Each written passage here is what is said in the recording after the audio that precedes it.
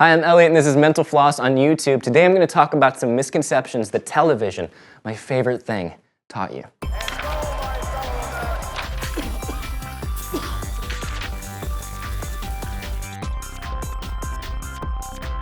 Misconception number 1, it takes a few seconds to scan for fingerprints.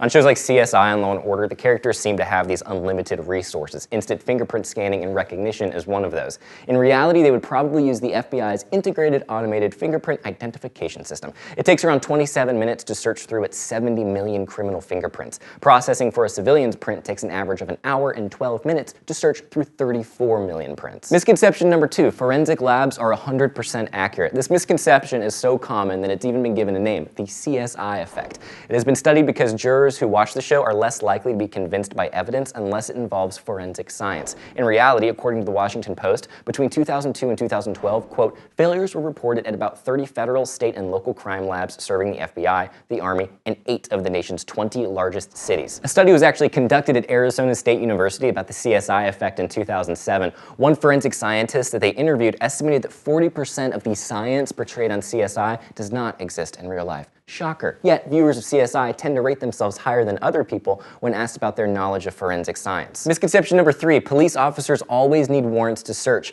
In many crime shows, an officer is thwarted when they're forced to wait for a search warrant, but in reality, that's not always necessary. Like when a person consents to a search when there's probable cause, when something illegal is in plain view, or when a suspect is being arrested. Misconception number 4, air ducts are easy to crawl through. Characters have used air ducts to get around in shows like Buffy the Vampire Slayer, 24, and even Community, if you count Monkeys. This isn't a good idea in real life for a few reasons. First of all, many shows have characters escaping from being locked up through a duct, which wouldn't work well because it actually makes a lot of noise. You get caught pretty much right away. Plus, ducts are used to transport air from place to place, so it could easily bend in a 90-degree angle that you wouldn't be able to crawl up or down. Finally, many people have gotten stuck in air ducts. They're generally built a little too small to transport people. I wonder if that's on purpose. Probably. Misconception number 5, when a person's heart starts flatlining, a shock to the heart can save them. You've seen this in basically like every medical show ever. A patient's heart monitor indicates that it's flatlining, and then a good-looking doctor rushes in and saves the day with a shock to the heart. But a flatline, also known as a systole,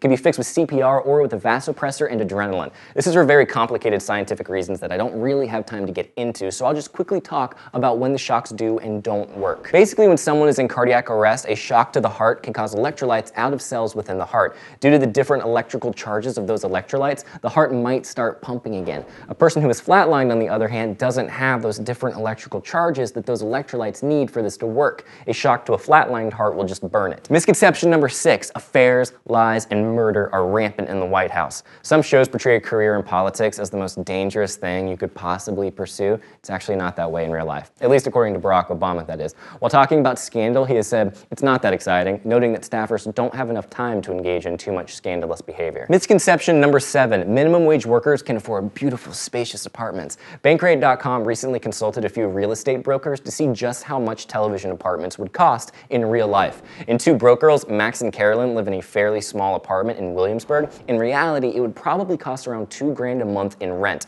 The apartments in The Big Bang Theory would be around the same cost, which might be feasible for a group of scientists, but maybe not a Cheesecake Factory employee like Penny. Misconception number 8, crimes are solved most of the time by the tons of people who work in that field.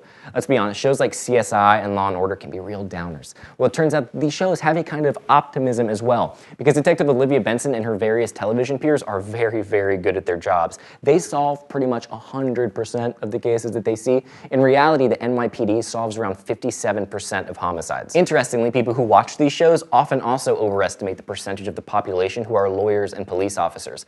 A 2009 study from Purdue University found that these people believed lawyers made up around 16% of the workforce and police officers are around 18%. In reality, it's less than 1% each. Misconception number 9, eyewitnesses are always accurate. Courtroom dramas rarely tackle the subject of inaccurate eyewitnesses. Generally, what they say is what the viewer also saw happen, but oftentimes eyewitnesses misremember events and misidentify suspects. In fact, according to the American Psychological Association, quote, controlled experiments as well as studies of actual identifications have consistently found that the rate of incorrect identifications is approximately 33%.